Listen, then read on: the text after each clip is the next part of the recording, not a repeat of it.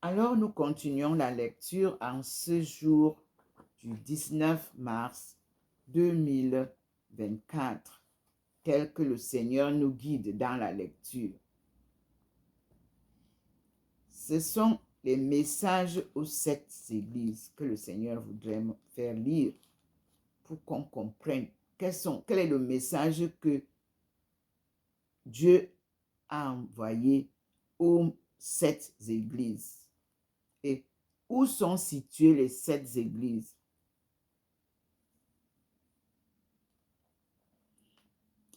Donc, on va lire. Écris donc. Oh, vous voyez comment le Seigneur scintille. Merci Seigneur. Il dit, écris donc ta vision, tant sur la situation actuelle que sur l'avenir. Quant au symbolisme des 7 églises que tu as vues sur ma main droite et des 7 chandeliers d'or, les 7 étoiles sont les anges. Les 7 églises et les 7 chandeliers sont les 7 églises. Voyons donc les 7 églises. Les messages aux 7 églises. C'est Apocalypse 2 qui nous les annonce. Et je cite, premier message, message à Éphèse. À la ligne. Pour l'ange de l'église d'Éphèse, note 2 points. Voici ce que dit celui qui tient les 7 étoiles dans sa droite et qui circule au milieu de ces 7 chandeliers d'or. 2 points, c'est-à-dire Jésus. Dieu fait homme. Je connais tes œuvres, ta peine et ton endurance. Tu ne peux supporter les méchants. Tu as mis à l'épreuve ceux qui se prétendent apôtres sans l'être, et tu les as trouvés faux. Tu as aussi de l'endurance. Tu as supporté bien des choses pour mon nom sans te décourager. Mais je te reprocherai d'avoir relâché ton amour du début. Rappelle-toi donc d'où tu es déchu. Reviens-y et reprends tes premières œuvres. Sinon, je vais venir à toi et je déplacerai ton chandelier. Si tu ne te repens, tu as pourtant ceci de bon, que tu détestes les façons d'agir des Nicolaïtes, comme je les déteste. Verset 7. Ouvrez les guillemets encore. À bon entendeur d'écouter ce que l'Esprit dit aux églises. 2 points. Au vainqueur, je donnerai à manger, entre crochets, du fruit de l'arbre de vie qui se trouve dans le jardin de Dieu. Point. Fermez les guillemets à la ligne. Il nous a envoyé à la note en disant à bon entendeur d'écouter ce que l'Esprit dit aux églises. 7. Église au pluriel. La leçon morale appropriée à chaque église a également une portée universelle. C'est la note qui me le dit. Nous passons au message à Smyrne. S-M-Y-R-N-E. Et je cite le message à Smyrne. Ouvrez les guillemets. Note encore pour l'ange de l'église de Smyrne. 2 points.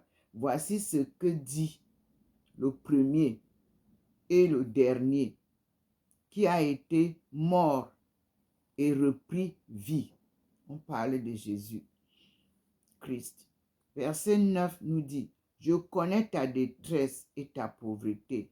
Encore que tu sois riche, et les insultes de ceux qui se prétendent juifs sans l'être, n'étant qu'une synagogue de Satan.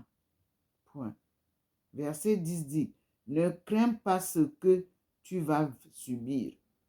Un de ces jours, le diable va mettre en prison quelques-uns des vôtres.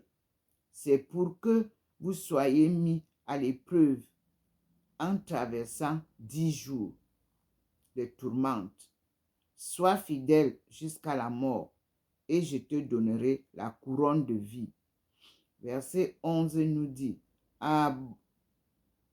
entre guillemets, à bon entendeur d'écouter ce que l'Esprit dit aux églises. 2 points. Le vainqueur ne subira nulle atteinte de la seconde mort. Allons donc voir la note. La note nous dit, verset 10, que je cite encore pour comprendre. Ne crains pas ce que tu vas subir. Un de ces jours, le diable va mettre en prison quelques-uns des vôtres. C'est pour que vous soyez mis à l'épreuve en traversant 10 jours de tourmente. Sois fidèle jusqu'à la mort, et je te donnerai la couronne de vie. La note nous dit 10 jours, c'est-à-dire une tourmente relativement brève. Verset 11 nous dit, à bon entendeur d'écouter ce que l'Esprit dit aux églises. Le vainqueur ne subira nulle atteinte de la seconde mort. Et la note nous dit, seconde mort signifie celle qui sépare l'âme, non du corps, mais de Dieu, et précipite dans la mare de feu. Verset 21, non, chapitre 21, verset 8. Allons rapidement voir chapitre 21, verset 8. Que dit chapitre 21?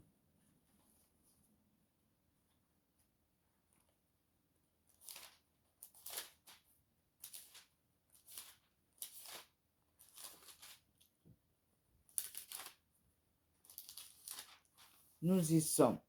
Chapitre 21, verset 8 nous dit, et je cite, et là c'est épilogue de la deuxième partie. Nous sommes dans Apocalypse. Quant aux lâches, on a dit verset 21, 8.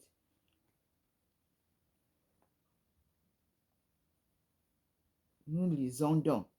Quant aux lâches, aux défiants, aux tarés, aux meurtriers, aux pillards, aux empoisonneurs, aux idolâtres et à tous les menteurs, leur part est dans les temps, tout embrasé de feu et de soufre, la seconde mort.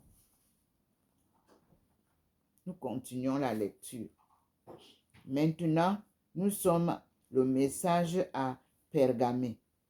Et je cite.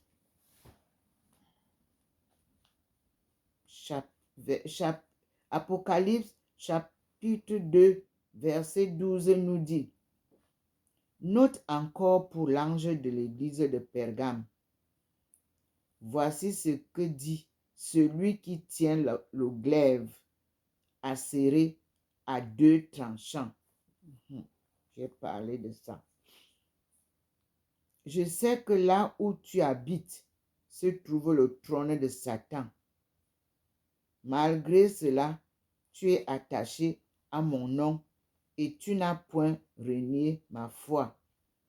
Même au jour où Antipas, mon témoin fidèle, a été tué chez vous, où habite Satan. Verset 14 nous dit, mais j'ai contre toi un léger grief. Tu as là des sectateurs de la doctrine de Balaam, qui a pris à Balak, à faire trébucher les fils d'Israël pour qu'ils mangent des viandes sacrifiées aux idoles et se prostituent. Le Seigneur envoie le message à Pergamée, l'église de Pergame ou Pergame. Ainsi, tu as toi aussi des partisans de la doctrine des Nicolaïtes. Verset 16. Repends-toi donc, sans quoi je vais venir à toi bien vite, batailler contre eux par l'épée de ma bouche. Verset 17 du chapitre 2 d'Apocalypse dit: à bon entendeur d'écouter ce que l'Esprit dit aux églises. Au vainqueur, je donnerai la manne cachée et je lui remettrai un caillou blanc sur lequel est écrit un nom nouveau que nul ne connaît, sauf celui qui le reçoit. Point fermé les guillemets. Nous passons au message du Seigneur à Thyatire et je lis du verset 18 au verset 29. Note encore pour l'ange de l'église de Thyatire. Voici ce que dit le Fils de Dieu, c'est-à-dire Jésus, qui a les yeux flamboyants et les pieds pareils à du bronze fin. Je connais, verset 19, je connais ta conduite, ton amour, ta foi, ta serviabilité, ton endurance et tes œuvres récentes, plus nombreuses que celles du début.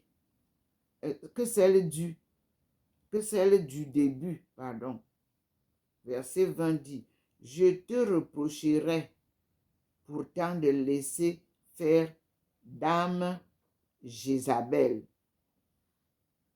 Nous allons lire dame Jézabel, verset 20, nom symbolique, voire un roi, chapitre 16, verset 31, voire 2 rois, chapitre 9, verset 29, de quelques prophétesses nicolaïtes. Ses amants et ses enfants figurent ses adeptes. On nous dit d'aller lire au roi, mais nous terminons d'abord et nous verrons, vous devez lire aussi. Je continue. Elle se prétend prophétesse, d'ailleurs il explique. Elle séduit mes serviteurs et leur apprend à se prostituer et à manger des viandes sacrifiées aux idoles. Verset 21. Je lui ai laissé le temps de se repentir, mais elle ne veut pas renoncer à sa prostitution. Verset 22. Cette fois, je vais la mettre au lit, ainsi que tous ses complices d'adultère, pour y souffrir beaucoup, à moins qu'il ne se détourne de ses façons d'agir. Verset 23 dit: ses enfants, je les ferai périr de la peste, et toutes les églises sauront que c'est moi qui sculpte reins et cœur, car je donnerai à chacun de vous selon ses œuvres. Verset 24 nous dit: quant à vous, bonnes gens de Thyatire, qui n'acceptent pas cette doctrine et n'avez pas fait connaissance avec, entre guillemets, les profondeurs de Satan, fermez les guillemets, virgule, entre parenthèses, comme ils disent, fermez la parenthèse. Je déclare ne pas vous imposer d'autres charges. Point. Verset 25 nous dit, seulement, tenez ferme votre bien jusqu'à mon arrivée. Verset 26 nous dit, ouvrez les guillemets, alors, au vainqueur qui pratiquera mes œuvres jusqu'à la fin, je donnerai l'empire sur les nations païennes. Verset 27, il les mènera à la baguette de fer, comme on fracasse de la poterie. Comme moi aussi, j'en ai reçu le pouvoir de mon Père, et je lui donnerai l'étoile du matin. À bon entendeur d'écouter ce que l'Esprit dit aux églises. Maintenant, il y a deux renvoie dans les notes. Verset 20, verset 27 nous dit, verset 27, 12, voir Exode 12, verset 5, image empruntée au psaume 2, verset 9, où elle dépeint l'empire du Christ sur les nations hostiles. Allons voir donc le psaume 2, verset 9. Psaume 2, verset 9.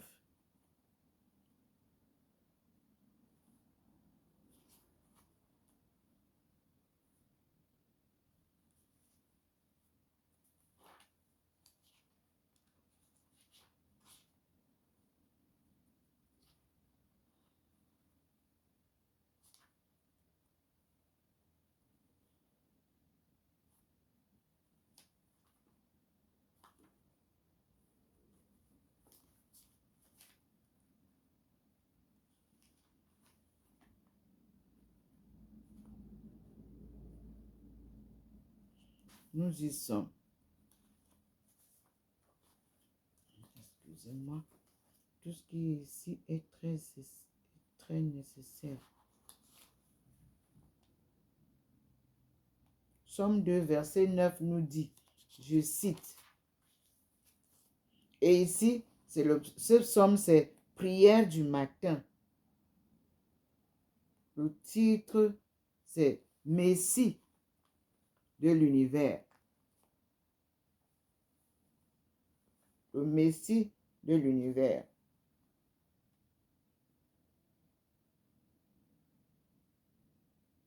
Verset 9. Et je lis, tu les mèneras sous un sceptre de fer, tu les briseras comme un vase d'argile.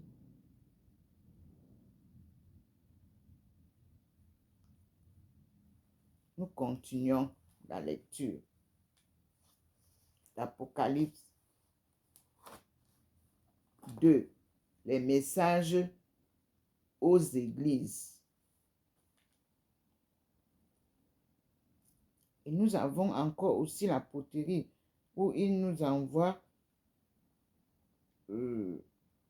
étoile, verset 28. La note nous dit, l'étoile, deux points, le Christ en personne confère Apocalypse 22, verset 16. Apocalypse 22, verset 16. C'est sous des images multiples, chaque message promet au vainqueur une part de la vie intime du Christ. Allons donc voir Apocalypse 22, verset 16.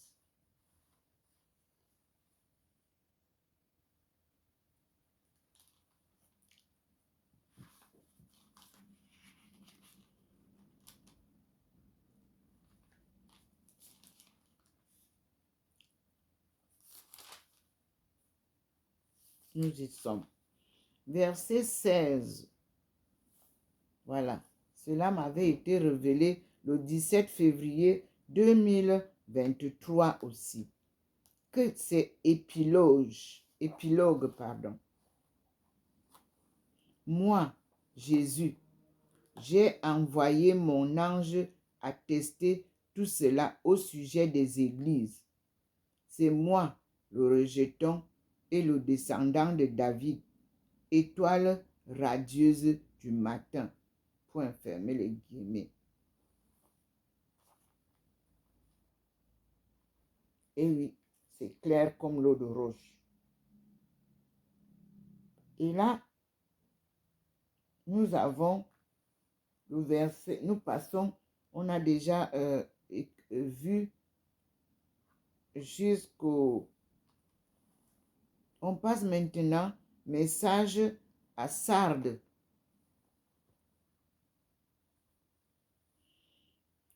Ce sont les églises. Et je cite, message à Sardes. Note encore pour l'ange de l'église de Sardes. Voici ce que dit celui qui possède les 7 esprits de Dieu et les 7 étoiles. Je connais tes façons d'agir. Tu passes pour vivant, mais tu es mort. Verset 2. Prends garde et consolide le reste qui allait mourir, car je n'ai pas trouvé tes œuvres parfaites devant mon Dieu. Verset 3. Rappelle-toi donc de quelle oreille accueillante tu as reçu la doctrine. Observe-la et repens-toi. Car si tu ne deviens vigilant, j'arriverai comme un voleur et tu ne pourras pas savoir à quelle heure je te surprendrai. Verset 4 nous dit, tu as pourtant à Sardes quelques personnes qui n'ont pas sali leur manteau. Elles pourront circuler avec moi vêtues de blanc, car elles en sont dignes. Point à la ligne. Ouvrez les guillemets, verset 5 nous dit, ainsi le vainqueur se drapera de manteau blanc.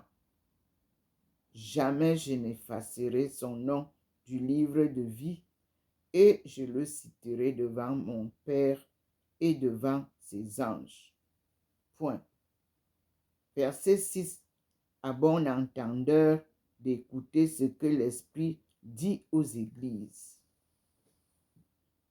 Nous avons ici une référence qui nous donne les vêtements blancs. La note nous dit,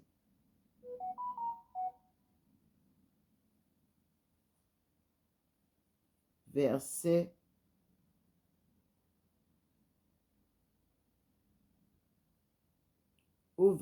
4. Je cite, Apocalypse chapitre 3, verset 4. La note nous dit, tout au long de l'Apocalypse, la couleur blanche est de bon augure, symbole de joie, de puissance victorieuse, de gloire éternelle. Merci Seigneur. Vous vous souvenez que j'étais habillée en noir et que ça ne fait pas, je crois, le mois dernier ou quelques jours ou quelques semaines, le Seigneur nous a habillés en blanc. Et il a montré ça au fond de là où il a fait enlever les livres. Et si vous avez remarqué, je suis habillée désormais en blanc. C'est-à-dire qu'il faut être cette référence-là. Tout au long de l'Apocalypse, la couleur blanche est de bon augure, symbole de joie, de puissance victorieuse, de gloire éternelle. Merci Seigneur de m'avoir habillé en blanc. Si vous savez, depuis quand je porte le noir, depuis les deuils de tous mes enfants, je suis en noir. La majorité de mes habits étaient noirs. Merci Seigneur. Nous passons à la lecture du message à l'église de Philadelphie. Écoutons. Apocalypse, chapitre 3, du verset 7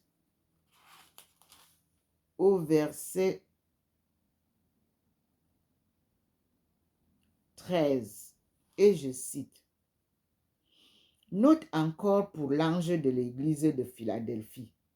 Voici ce que dit le saint, le véritable, celui qui détient la clé de David.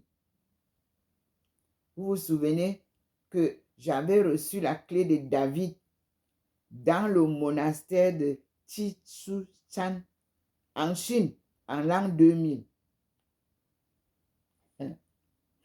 Mon Dieu. Merci Seigneur. Nous allons écouter. Celui qui détient la clé de David. Ouvre-t-il, personne ne peut fermer. Ferme, personne ne peut ouvrir. Je reprends. Note encore pour l'ange de l'église de Philadelphie.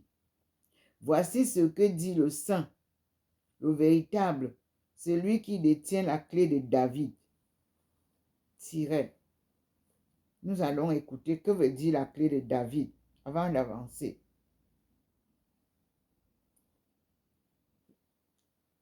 Je cite. Apocalypse, chapitre 3, verset 7. Symbole du pouvoir absolu que le roi Messie exerce sur la maison de David. C'est ça, la note. Je continue la lecture. Et il dit, ouvre-t-il, personne ne peut fermer. Ferme-t-il, personne ne peut ouvrir. Deux points. Je connais tes œuvres. Voici que je tiens ouverte devant toi une porte que personne ne peut fermer, car malgré ta faiblesse, tu as gardé ma parole et n'as pas renié mon nom. Voici que je te livre des adeptes de la synagogue de Satan. Ils se prétendent juifs et ne le sont pas. Mais ils mentent. Je les ferai venir se prosterner à tes pieds. Et ils reconnaîtront que moi je t'aime. Puisque tu as gardé la consigne de mon endurance, moi aussi je te garderai du temps d'épreuve qui doit venir sur le monde entier pour éprouver les habitants de la terre. Point. Verset 11 nous dit, je vais venir bientôt. Tiens ferme ton bien, pour que nul ne ravisse ta couronne. Verset 12 nous dit, ouvrez les guillemets, du vainqueur, je ferai une colonne dans le temple de mon Dieu. C'est Jésus qui parle. Il n'en sortira jamais plus. Jésus vous dit qu'il fera ça dans le temple de son Dieu. Il n'en sortira jamais plus. J'y graverai le nom de Dieu et le nom de la cité de mon Dieu, la Jérusalem nouvelle, qui descend du ciel, envoyée par mon Dieu, et mon propre nom nouveau. À bon entendeur d'écouter ce que l'Esprit dit aux églises. Allons donc lire ensemble la note du verset que nous venons de lire. C'est le verset 12. Il est dit, ce nom nouveau sera révélé en Apocalypse 19, versets 12 à 13. C'est la parole, le verbe de Dieu. Allons relire encore la note allons voir Apocalypse 19, versets 12 à 13.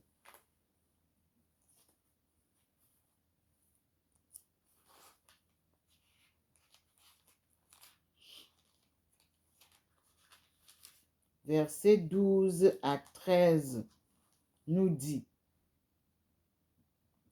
il a les yeux flamboyants. Et là, le titre, c'est Victoire du Christ sur les bêtes.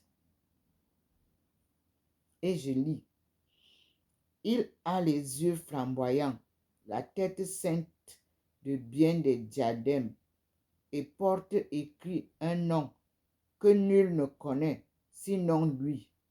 Il est drapé d'un manteau teint de sang et se nomme le Verbe de Dieu. Il y a la note qui nous interpelle. Verbe de Dieu signifie OK. Le Verbe de Dieu, c'est la note 13 du verset 13.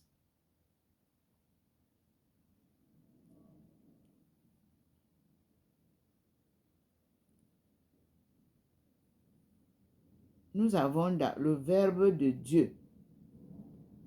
Et je cite: le Verbe de Dieu ou la parole de Dieu, comme au prologue du 4e évangile.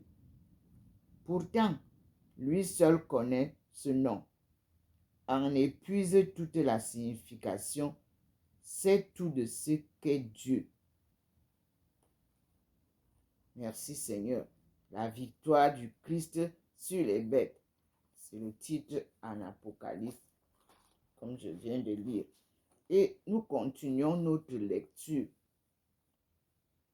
Maintenant, chapitre 3, Apocalypse, à partir du verset 14, c'est le message à Laodicée, à l'église de Laodicée. Et je lis. Verset 14, ouvrez les guillemets. Note encore pour l'ange de l'église de Laodicée. 2 points. Voici ce que dit l'Amen. Amen. Amen, que vous dites souvent. Le témoin fidèle et véritable, le principe de la création de Dieu. La note nous renvoie et nous dit: réminiscence intentionnelle de la lettre de Paul lue à Laodicée. Colossiens 1, versets 15 à 17. Nous allons d'abord finir la lecture. Je connais tes façons d'agir. Tu n'es ni froid ni chaud. Mais parce que tu es tiède, ni chaud ni froid, je vais te vomir de ma bouche. Verset 17 dit: puisque tu dis, 2 points, je cite, ouvrez les guillemets, je suis riche, j'ai fait de bonnes affaires, je ne manque de rien, sans te rendre compte que tu es misérable, piteux, pauvre, aveugle et nu. Verset 18, je te conseille de m'acheter de l'or fin pour faire fortune, des manteaux blancs pour t'endraper et cacher ton indécence, et de l'onguent pour toindre les yeux et voir clair. Et pour moi, tous ceux que j'aime, je les corrige et je les châtie. Courage donc, courage donc, repens-toi. Verset 20 nous dit: je me tiens à la porte et je frappe. Si quelqu'un écoute ma voix et m'ouvre, j'entrerai chez lui et nous dînerons en tête à tête. Point. À la ligne, ouvrez les guillemets. Ô vainqueur, j'accorderai de siéger à mes côtés sur mon trône, comme moi-même, après ma victoire, j'ai pris place auprès de mon Père sur son trône. À bon entendeur d'écouter ce que l'Esprit dit aux églises. Merci Seigneur. Gloire à toi, au plus haut des cieux, et paix sur la terre, aux âmes qui t'aiment. Maintenant, le Seigneur nous annonce l'avenir du monde et de l'Église. Et je lis, vision générale d'introduction. 1. La cour céleste. Après cela, j'eus une vision. Une porte était ouverte dans le ciel, et la voix claironnante que j'avais entendue converser avec moi disait, « Monte ici, mes frères et sœurs. » Ça là, ça rejoint le jour que le Seigneur m'a fait monter au ciel pour voir comment tout est calme là-bas. J'ai des publications comme ça depuis la Chine. Je continue la lecture. Après cela, j'eus une vision. Une porte était ouverte dans le ciel, et la voix claironnante que j'avais entendue converser avec moi disait, « Monte ici, que je te montre ce qui doit arriver plus tard. » Mon Dieu, j'ai la chair de poule. Fermez les guillemets. Verset 2. Je fus aussitôt ravi en extase. Voici qu'au ciel, un trône était disposé sur lequel siégeait un être. Et on nous renvoie là d'aller lire. Qui avait l'aspect de la pierre de jaspe et de sardoine, un halo d'un ton d'émeraude nimbait le trône. Allons lire qu'est-ce qu'on nous dit. Ce verset 2. On nous dit, ce souverain symbolise l'essence invisible de la divinité dans sa source première, le Père. Oui. Qui avait l'aspect de pierre. Nous continuons la lecture. On dit que je fus aussitôt ravi en extase. Voici qu'au ciel, un trône était disposé sur lequel siégeait un être entre crochets, qui avait l'aspect de la pierre de jaspe et de sardoine, un halo d'un ton d'émeraude nimbait le trône. 4.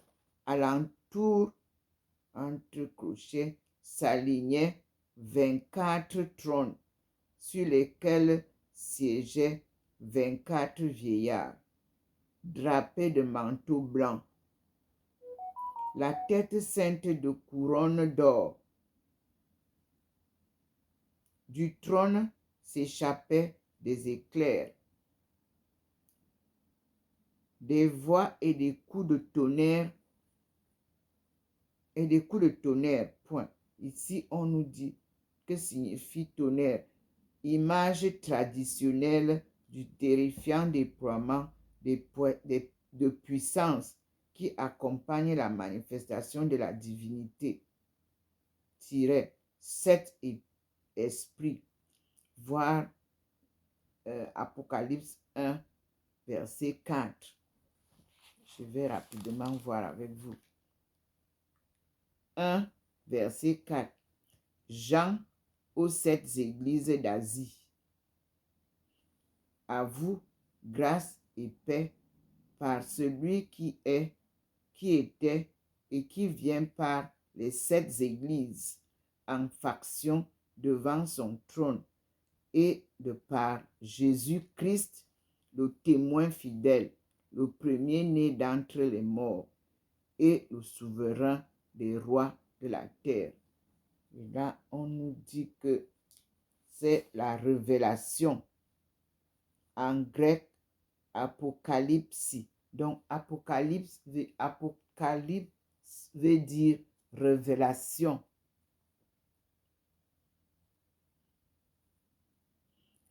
On dit donc que la révélation vient de Dieu par Jésus-Christ et est communiquée par Jean, son témoin, Elle a pour objet la manifestation du Christ souffrant et glorieux, ainsi que la participation de l'Église à ce mystère.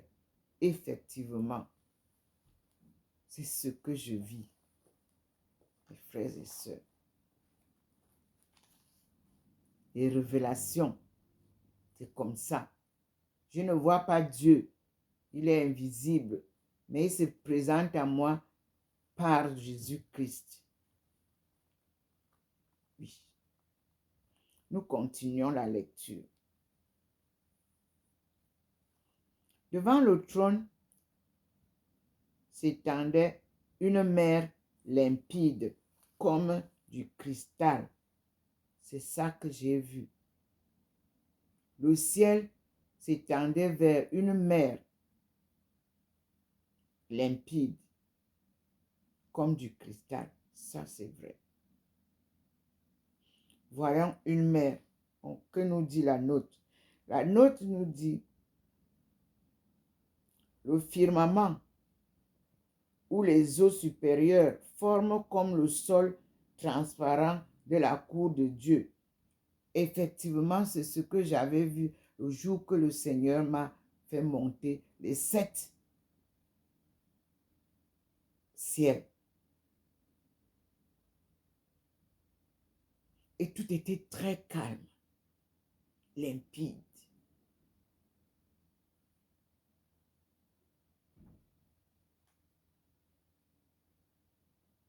Et le sol était effectivement transparent quand le Seigneur m'a fait monter. Je ne voyais pas de collines ou de gens ou des maisons. Non, tout était comme ça, comme on dit là. Et je le découvre aujourd'hui. Je relis une mer, le firmament, où les eaux supérieures forment comme le sol transparent de la cour de Dieu. Comparez donc Exode 24, versets 9 à 11. Nous lirons ça après parce que il me dit de lire. On doit aller lire Exode 24, versets 9 à 11. On y va. Exode 24, 9 à 11.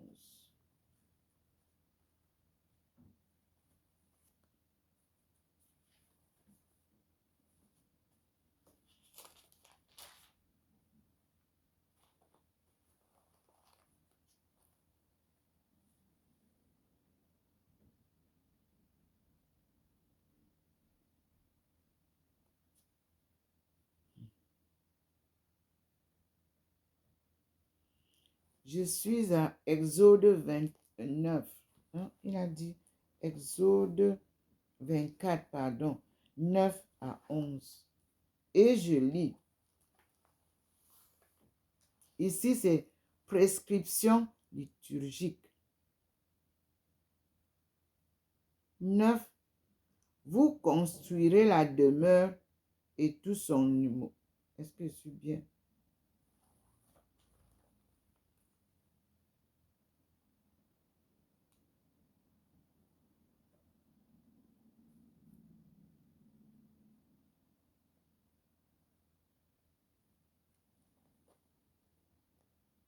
Oui, Exode 24, 9 à 11. Je lis.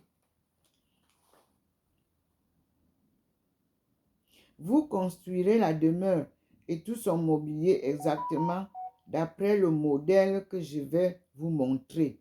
Ok. L'arche d'alliance. Verset 11. Ils feront une arche de bois d'acacia. Sa longueur sera de 2 coudées et demi, sa largeur d'une coudée et demie et sa hauteur d'une coudée et demie.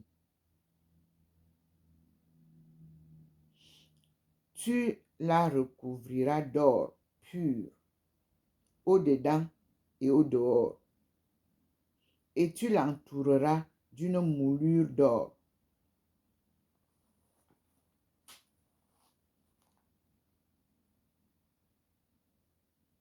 Voilà, je viens de lire Exode 24, versets 9 à 11. Vous voyez, il n'a pas dit d'aller bâtir un building. Je continue. Et là, c'était le verset 6. Devant le trône s'étendait une mer limpide comme du cristal. Face au trône et alentour se trouvaient 4 vivants, ayant des yeux partout, devant et derrière. Oui, Dieu voit partout. Verset 7. Le premier vivant ressemblait à un lion, symbole de notre souveraineté. Devant chaque chef, vous avez 2 lions, symbole de souveraineté. Le second a un taureau. Le troisième avait comme un visage d'homme et le quatrième ressemblait à un aigle en plein vol. Ces 4 vivants avaient chacun 6 ailes couvertes d'yeux, c'est-à-dire des yeux, à l'extérieur et à l'intérieur. Ils n'avaient cesse, jour et nuit, de dire 2 points, ouvrez les guillemets, Saint, Saint, Saint, le Seigneur Dieu, le dominateur, celui qui était, qui est et qui doit revenir. Point. Fermez les guillemets.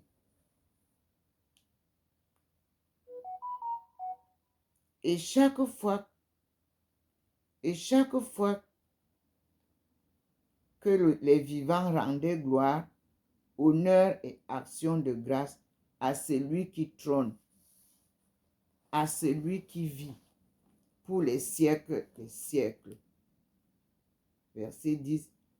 Les 24 vieillards s'inclinaient bien bas devant celui qui trône, se prosternaient devant celui qui vit pour les siècles des siècles et disposaient leur couronne devant le trône en disant, 2 points, je cite verset 11. À toi, Seigneur notre Dieu, revienne la gloire. À toi, Seigneur notre Dieu, revienne la gloire, l'honneur et la puissance, parce que c'est toi le Créateur de toutes choses, et c'est toi et c'est par ta volonté qu'elles arrivent à l'existence et furent créées. Amen. Ça, on a fini avec le premier thème de l'avenir du monde et de l'Église. Vision générale d'introduction. On passe à l'Apocalypse 5 qui dit l'agneau rédempteur et le livre scellé. Et je lis. Si vous observez, vous pouvez voir qu'il y a la présence d'une personne à côté de moi, non? Observez bien. Oui, maman est là. Merci, maman. Maman Marie. Notre-Dame de la délivrance. Là, vous voyez bien qu'il y a une personne assise à côté de moi. Ce sont les mystères de la révélation. On continue. Chapitre 4, Apocalypse, chapitre 5. L'agneau rédempteur et le livre scellé. Et je lis. J'aperçus alors dans la main droite de celui qui trône un livre écrit en dedans et au verso, caché de 7 sceaux. Verset 2. Et je vis un ange vigoureux proclamer à haute voix, 2 points, je cite, ouvrez les guillemets, qui est digne d'ouvrir le livre et d'en faire sauter les sceaux. point d'interrogation, fermez les guillemets. Verset 3 dit, mais personne ne pouvait, ni au ciel, ni sur terre, ni sous terre, ouvrir le livre et l'examiner. Verset 4, alors je me mis à pleurer à chaudes larmes, de ce qu'il ne se trouvait personne qui fût digne d'ouvrir le livre et de l'examiner. Point. Verset 5. L'un des vieillards me dit alors, ouvrez les guillemets, vous qui ne voulez plus des vieillards, regardez les rôles importants des vieillards dans la Bible, dans la vie de Jésus, dans l'Évangile, dans les déclarations de Dieu. Le vieillard a un rôle très important. Je continue. L'un des vieillards me dit alors, ne pleure pas. Le lion de la tribu de Juda, le rejeton de David, a trouvé moyen d'ouvrir le livre aux 7 sceaux. Point. Fermez les guillemets à la ligne. J'aperçus alors entre le trône aux 4 vivants, les vieillards, un agneau debout, comme égorgé. Il avait 7 cornes et 7 yeux. Ce sont les 7 esprits de Dieu en mission par toute la terre, entre parenthèses. Ce sont les 7 esprits de Dieu en mission par toute la terre. Je mets la parenthèse. Il vint prendre le livre de la droite de celui qui trône. Quand il eut pris possession, les 4 vivants et les 4 vivants et les 24 vieillards s'inclinèrent bien bas devant l'agneau. Ils tenaient chacun une cithare et des coupes d'or emplies de parfums. Entre parenthèses, ce sont les prières des saints. Ce sont les vieillards qui tiennent ça. Ce sont les prières des saints. Fermez la parenthèse. Verset 9, Apocalypse 5 nous dit, il chantait un chant nouveau. Ouvrez les guillemets. Tu es digne, disait-il, de prendre le livre et d'en ouvrir les sceaux, parce qu'on t'a égorgé et que tu as racheté pour Dieu au prix de ton sang entre crochets des hommes, c'est-à-dire les humains, hommes et femmes, de toutes tribus.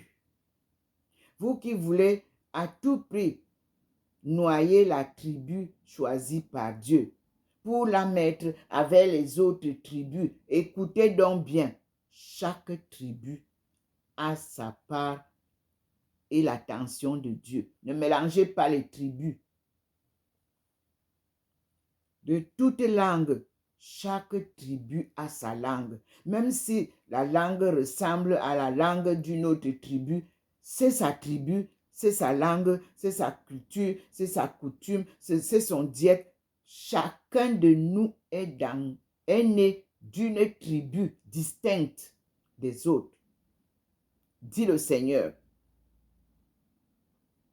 Et je reprends, de toute tribu, de toute langue, de tout peuple et de toute race. Et tu en as fait pour notre Dieu un royaume de prêtres qui règne sur la terre. Allons voir maintenant la note. Merci Seigneur. C'est tellement intéressant. On va d'abord prendre les notes. D'abord, il y a une note qui nous dit au verset 7. Non, on commence au verset 1. Ça nous dit, Apocalypse 5, chapitre 5, verset 1 nous dit, « Ce livre est un rouleau de papyrus écrit sur les deux faces. » Vous savez où se trouvent les papyrus? En Afrique. « Il contient les décrets divins sur le monde auxquels on ne peut rien ajouter et dont il est impossible de prétendre connaissance tant qu'on n'a pas décacheté les 7 sceaux qui appliquent au rouleau l'extrémité de la bande et empêchent de la dérouler. » Point. Dieu l'offre sur sa main ouverte. À qui le prendre? Maintenant, verset 6, parce que le verset 7 que je viens de lire, la note, dit que, avant que on ne parte, verset, le chapitre, verset 1, « J'aperçus alors dans la main droite de celui qui trône un livre écrit en dedans et en verso, cacheté de 7 sceaux. » Voilà, on vient de nous expliquer ce que c'est que ces livres-là. Maintenant, verset 6, on nous parle d'égorger. Verset 6 nous dit, « J'aperçus alors entre le trône aux 4 vivants et les vieillards un agneau debout.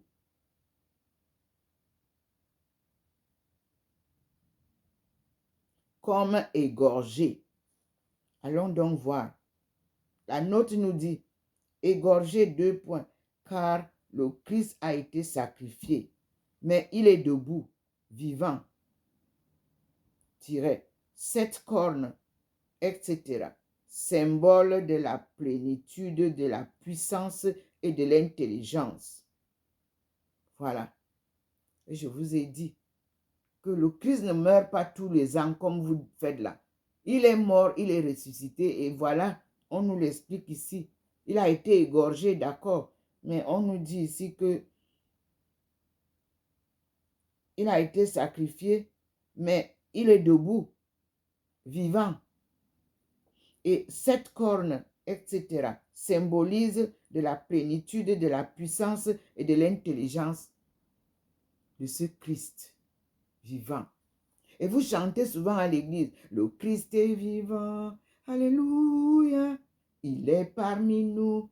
Mais pourquoi chaque année, vous partez dire que vous partez encore faire la mort? Dieu est mort. On va... Non! Il n'est plus mort.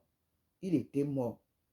Il est mort, enseveli. Il a été ressuscité. Il est assis à la droite de son Père. D'où il vient, comme il vient souvent là. Il vient de là-bas en haut. Il ne vient pas de la terre. Il n'est pas que couché quelque part ici. Il vient d'en haut. Et vous voyez souvent comment, avant d'arriver ici, la lumière nous montre son arrivée avec son Père Tout-Puissant et sa mère. Nous continuons.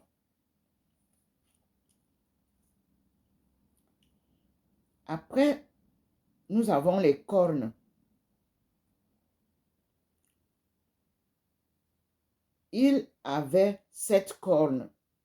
Vous voyez donc le geste des 7 cornes-là.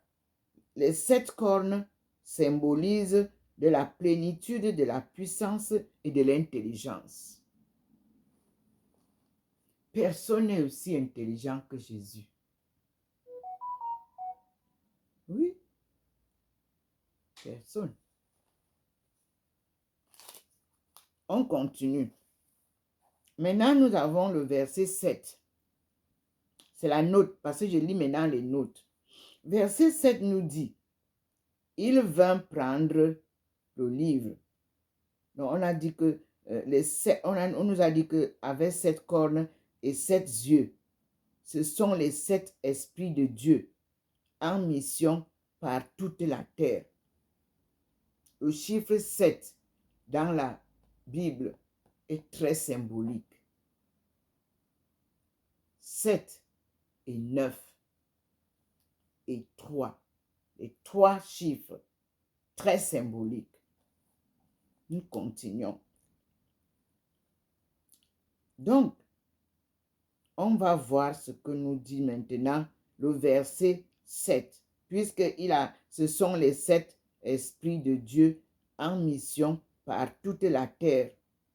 Donc, les esprits de Dieu sont en mission sur toute la terre. Maintenant, le verset 7 nous dit, « Il vint prendre le livre de la droite de celui qui trône. »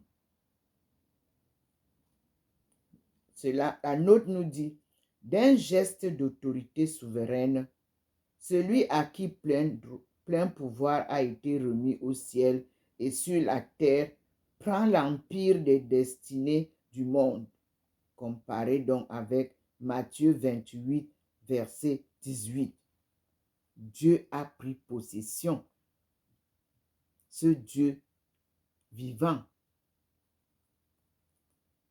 Mais il est aussi le Dieu homme. Vous voyez? Parce qu'il est né d'une maman Marie. Donc, il a séjourné 9 mois dans le sein de sa mère. Et il est né comme tout enfant. Marie a souffert pour accoucher son enfant. Mais la conception, c'est là où c'est compliqué. Elle rappelle qu'elle n'a pas eu de relation sexuelle. C'est là où est le mystère. Et nous voyons encore un mystère lorsque Jésus meurt. On dit qu'on l'a égorgé, qu'on l'a tué. C'est une façon de dire qu'on l'a tué, on l'a enterré. Mais il a été ressuscité. Là, on parle d'un mystère divin. Et c'est là l'enseignement. Et nous continuons ici encore, frères et sœurs. Le 7 nous dit, d'un geste d'autorité souveraine, celui à qui plein pouvoir a été remis au ciel et sur la terre, prend l'empire des destinées du monde. Comparé à Matthieu 28, 18. Allons voir ce que Matthieu nous raconte. Matthieu, ce sont les apôtres ou les disciples que ceux qui ont écrit les Bibles ont choisi d'insérer ici. Donc, on a dit Matthieu 28, verset 18. Et j'y suis.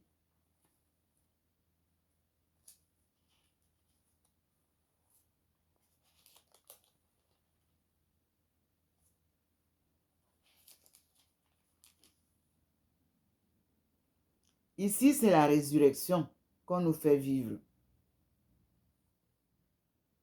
On va d'abord lire le verset 18. Mais Jésus vint à eux et leur parla en ces termes, 2 points. Ouvrez les guillemets. Toute autorité m'est dévouée au ciel et sur la terre. J'ajoute le 19 qui dit, allez donc enseigner toutes les nations, baptisez-les au nom du Père et du Fils et du Saint-Esprit. Verset 20 dit, apprenez-leur à observer tout ce que je vous ai prescrit. Et voici, je suis avec vous tous les jours jusqu'à la fin du monde. C'est Jésus qui parle. Et il parle où? À l'apparition en Galilée. On dit, apparition en Galilée de Jésus. Les 11 disciples s'en allèrent en Galilée, sur la montagne que Jésus leur avait désignée. Vous voyez? Lui, il va à la montagne. Quand ils le virent, ils se prosternèrent. Cependant, quelques-uns hésitaient encore. Mais Jésus vint à eux et leur parla en ces termes, 2 points.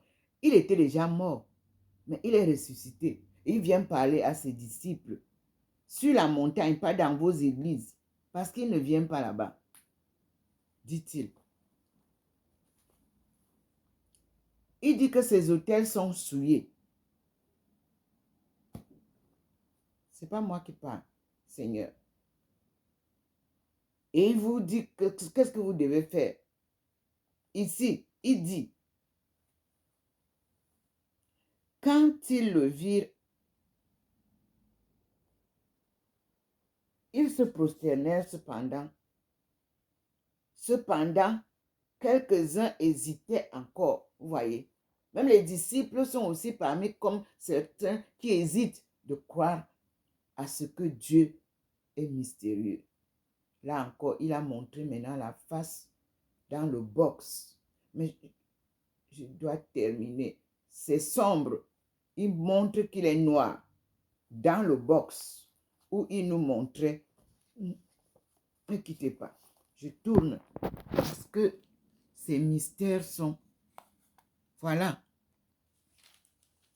Observez le box dans lequel le Seigneur nous montrait et Abdul Bahá'í, Thérèse d'Avila, Thérèse Ndomo. Regardez comment ça, je viens vous montrer.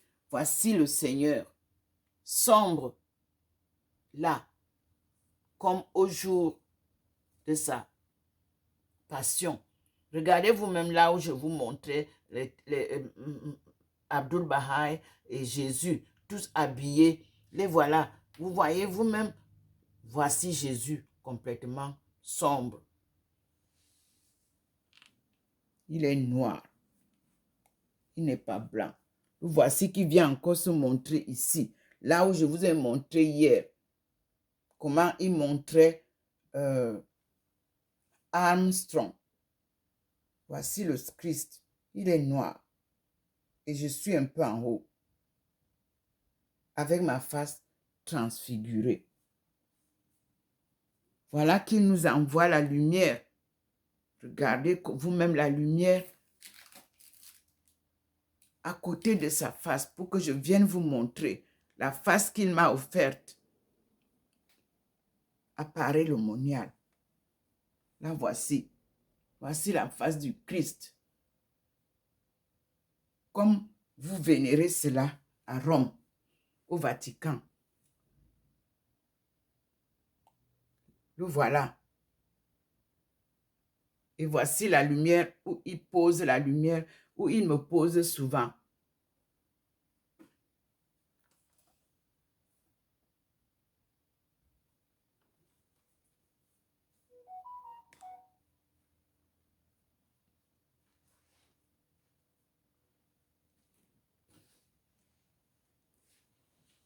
Merci Seigneur. Je tourne pour vous montrer comment il se manifeste.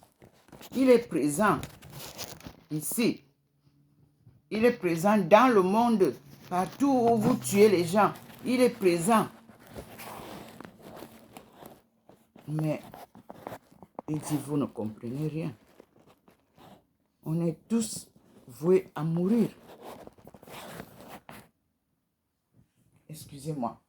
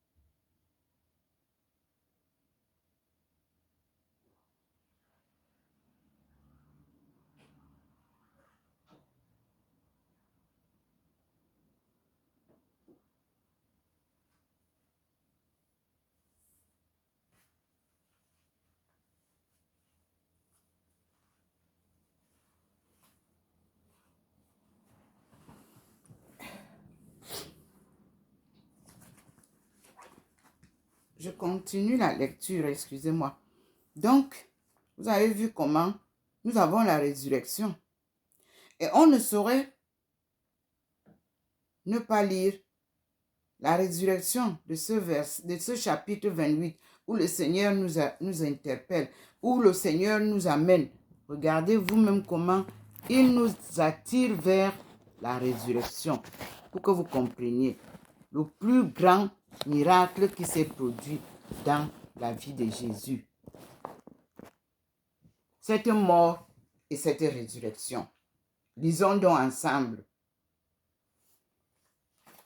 Matthieu 28, verset 1 à 14, nous dit, parce qu'on a lu tout à l'heure l'apparition en Galilée jusqu'à 16.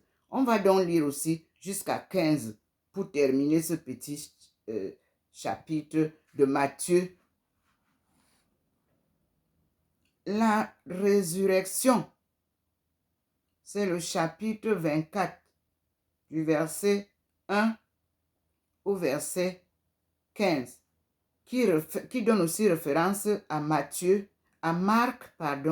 chapitre 16, verset 1 à 8, à Luc, chapitre 24, verset 1 à 10, à Jean, chapitre 20, verset 1 à 18.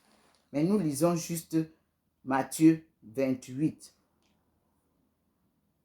verset 1 à 15. Et je cite, « Après le sabbat, à l'aube du premier jour de la semaine, » Seigneur, merci Seigneur, merci Seigneur. Vous voyez vous-même comment il clignote. Après le sabbat, à l'aube du premier jour de la semaine, Marie de Magdala et l'autre Marie allèrent voir le tombeau. Ici, c'est clair, ce n'est pas Marie-Madeleine, comme vous trichez là. C'est Marie de Magdala. Dans ma Bible, la Sainte Bible que j'ai reçue au mariage. Et c'est écrit, ça a été publié en 1970, mais c'était écrit à Namur le 26 décembre 1968 au Point du Roi, l'abbé de Maretsou. Et ça a été à Rome le 16 octobre 1968 où il avait la signature de Gabriel Marie Cardinal Garonne, préfet de la congrégation pour l'éducation catholique. C'est la Bible qui m'a été offerte. Et c'est celle qui chemine avec moi depuis. Vous voyez comment elle est déjà vieille.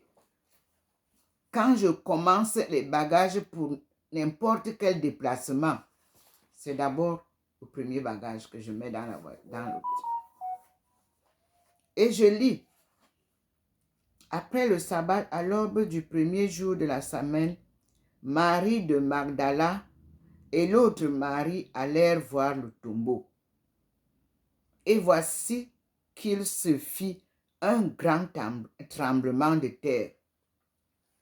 L'ange du Seigneur descendit du ciel, fit rouler la pierre et s'assit dessus.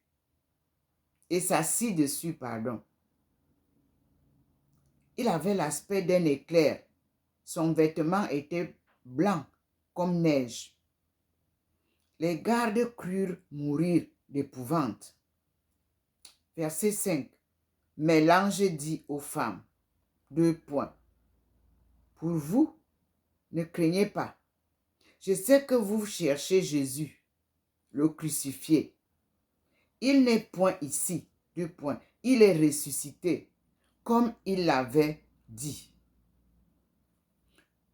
Venez voir la place où il a reposé. Verset 7. Hâtez-vous d'aller dire aux disciples qu'il est ressuscité des morts. Il vous précède en Galilée. C'est là que vous le reverrez. Voilà ce que j'avais à vous dire. C'est l'ange qui parle à Marie de Magdala et l'autre Marie. J'ai la chair de poule.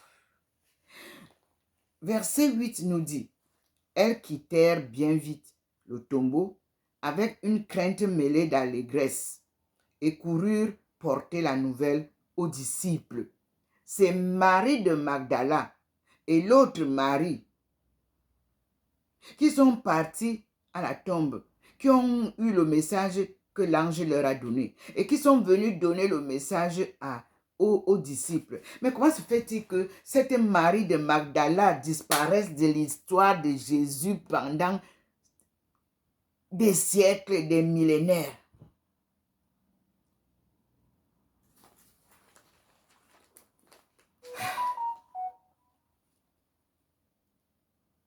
Verset 9. Tout à coup, merci Seigneur, tout à coup Jésus se présenta devant elles et leur dit, salut. Elles s'approchèrent, lui saisirent les pieds et se prosternèrent devant lui. Verset 10. Jésus leur dit, ouvrez les guillemets, n'ayez crainte, allez porter à mes frères l'ordre de se rendre à Galilée. C'est là qu'ils me reverront. Jésus a dit à sa femme, Marie de Magdala, et sa sœur Marie, vous avez entendu. Verset 9, Matthieu 28. Tout à coup, Jésus se présenta devant elles, c'est-à-dire Marie de Magdala et l'autre Marie, et leur dit, salut. Fermez les guillemets. Elles s'approchèrent, lui saisirent les pieds et se prosternèrent devant lui. Jésus leur dit, n'ayez crainte, allez porter à mes frères l'ordre de se rendre en Galilée. C'est là qu'ils me reverront. Les apôtres là, les disciples là, c'était les frères de Jésus, cousins, machin. C'était leurs frères. Comme moi je suis sur Facebook là, sur YouTube là, je ne vais pas vous citer qui est mon frère là, mais je les vois, je les connais, je vois tous. Ils sont prudents, ils savent ma façon de faire. Comme Jésus, je ne veux pas que vous veniez me dire que maman Thérèse, Stantine. Non. Sur les réseaux sociaux, ce n'est pas là-bas que je rencontre ma famille, mais ma famille me suit. Oui. Pour ça, je les vois. On se voit. Et j'apprécie leur discrétion. Et je leur dis merci. C'est ça l'œuvre de Dieu.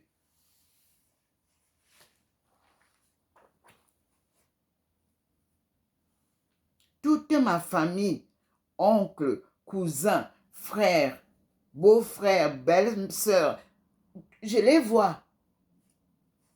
Elles me voient. Et c'est ça. Mais tout le monde ne peut pas vous apprécier, que ce soit en famille, que ce soit dans la société. Ce n'est pas important. L'important est au moins qu'ils entendent, qu'ils comprennent, qu'ils ne soient pas ignorants de ce que Dieu fait avec leur progéniture, leur maman, leur tante, leur tantine. Sita est la Sita de tout le monde. C'est ça, le nom que j'ai. Je continue. Alors, verset 11 nous dit, pendant qu'elles étaient en chemin, quelques hommes de la garde s'étaient rendus en ville, annoncer l'événement au grand prêtre. Point. Verset 12 nous dit, ceux-ci se réunirent avec les anciens et d'un commun accord, ils donnèrent aux soldats une forte somme d'argent. Toujours la corruption vient sortir là. Verset 13 nous dit, ouvrez les guillemets, vous direz leur ordonnèrent-ils? Ce sont les prêtres qui ordonnent aux gardes, aux soldats. Ceux-ci se réunirent avec les anciens et d'un commun accord, ils donnèrent aux soldats une forte somme d'argent. Verset 13. Vous direz, leur ordonnèrent-ils, que ses disciples sont venus l'enlever de nuit pendant que vous dormiez. Verset 14 nous dit, si le gouverneur vient à la prendre, nous le calmerons et nous vous tirerons d'affaire. Toujours la corruption au niveau du gouvernement, au niveau des militaires, des soldats. Ils disent qu'ils vont les corrompre. Verset 15 nous dit, les soldats prirent l'argent et suivirent ses instructions. Donc ce n'est pas seulement aujourd'hui, ça a commencé depuis. Et cette légende est encore répandue aujourd'hui parmi les Juifs. Vous voyez donc qu'on tombe à l'apparition en Galilée. Là, les 11, comme elle a dit à Marie de Magdala, d'aller leur dire de monter à Galilée.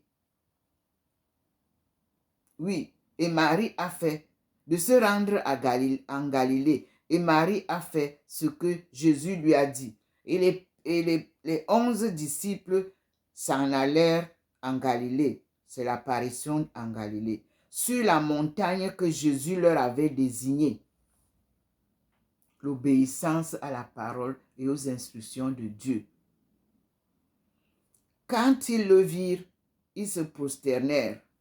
Cependant, quelques-uns hésitaient encore. Comme aujourd'hui, tout le monde ne vous suivra pas. Il y en a qui hésitent de vous suivre. Mais qu'à cela ne tienne, vous avez la parole de Dieu. Vous avez la parole de vérité en main. Vous continuez. Alors, Jésus vint à eux et leur parla en ces termes. Écoutez bien, que le Seigneur vous parle aussi comme il a parlé aux disciples. Toute autorité m'est dévouée au ciel et sur la terre. Point. Allez donc, enseignez toutes les nations, baptisez-les au nom du Père et du Fils et du Saint-Esprit. C'est le verset 19. Verset 20 dit, apprenez-leur à observer tout ce que je vous ai prescrit.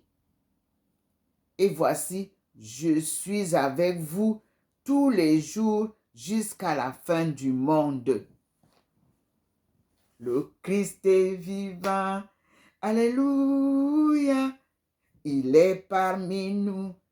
Alléluia. Béni soit son nom dans tout l'univers. Alléluia. Alléluia.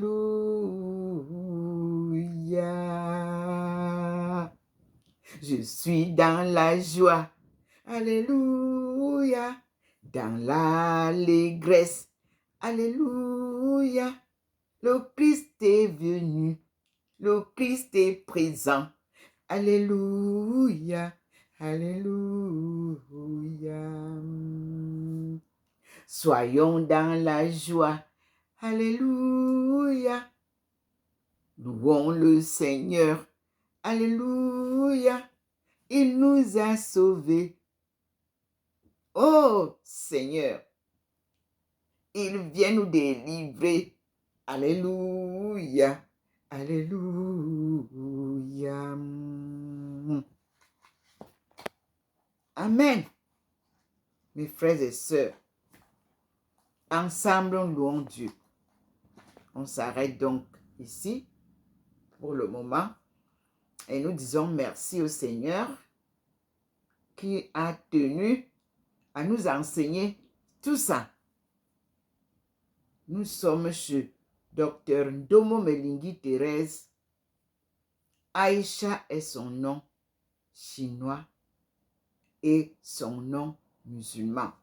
Et Aïcha veut dire Africa, African International Societies, Home and Abroad. C'est-à-dire les sociétés internationales africaines à l'étranger et à la maison, au village. Nous sommes dans la joie. Le Seigneur a reconnu notre souffrance et notre ignorance. Mais ce qu'il gratifie, ce qu'il honore, c'est notre détermination, notre patriotisme,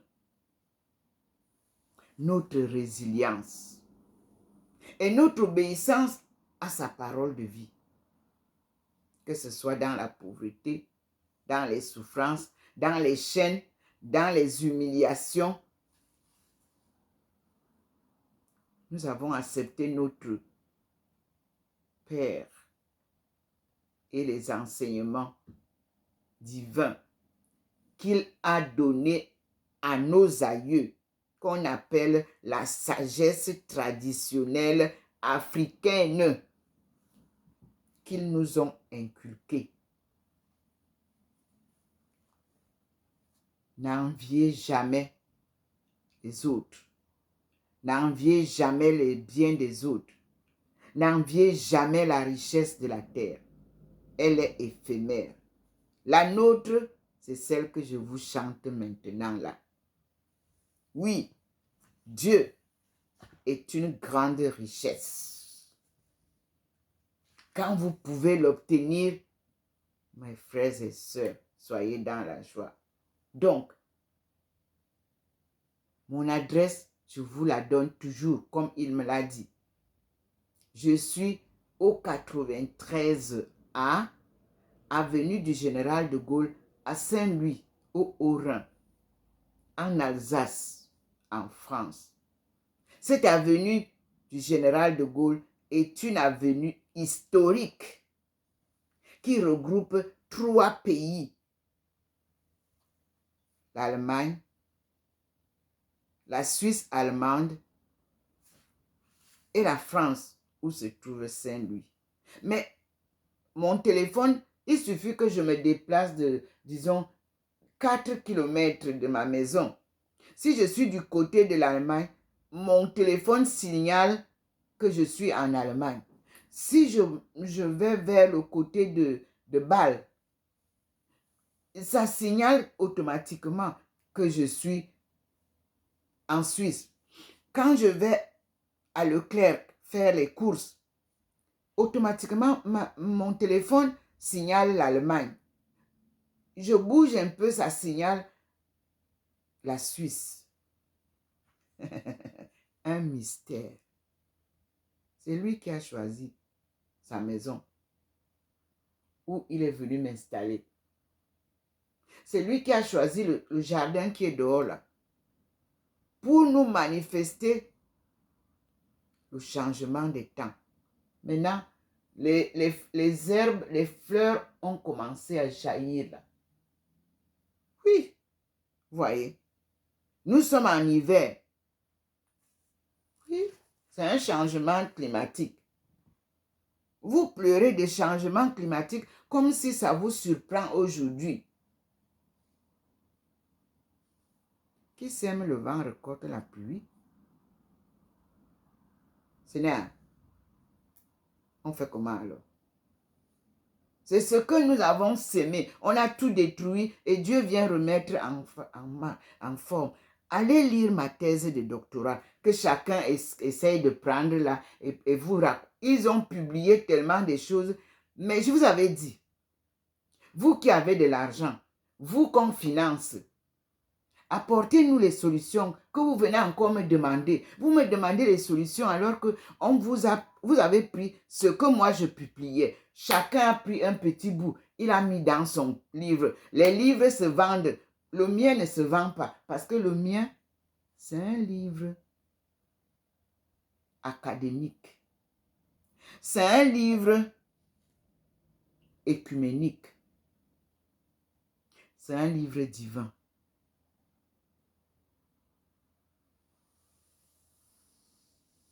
Et c'est le livre où vous avez pris tout. Vous parlez maintenant, chacun sort maintenant qu'il est africaniste. Allez lire mon livre.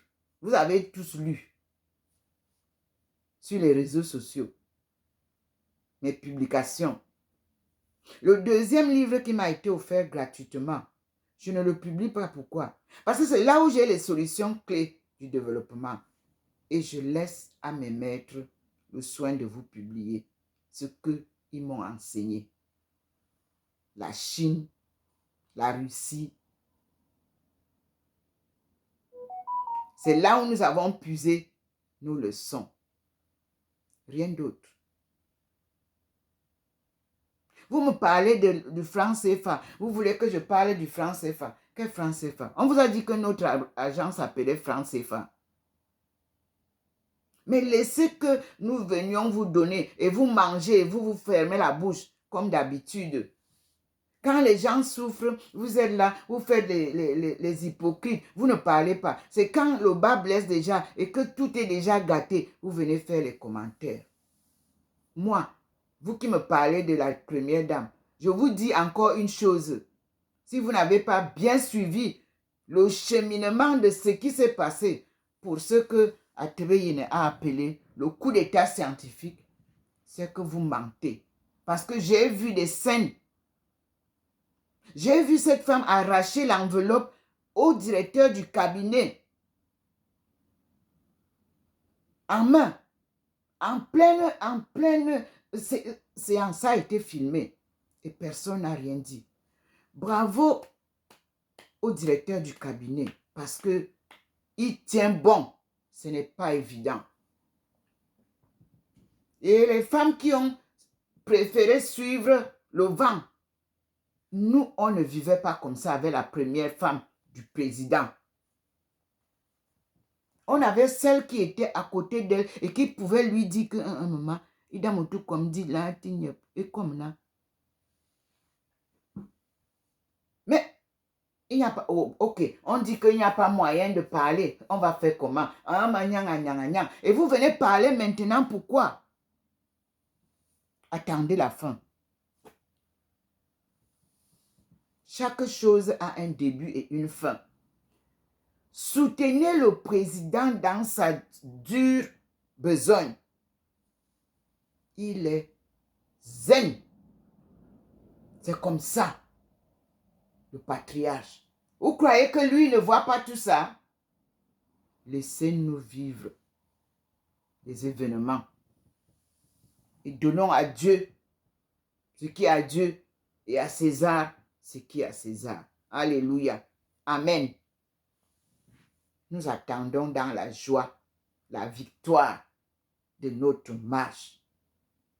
Et nous disons gloire à Dieu au plus haut des cieux. Amen.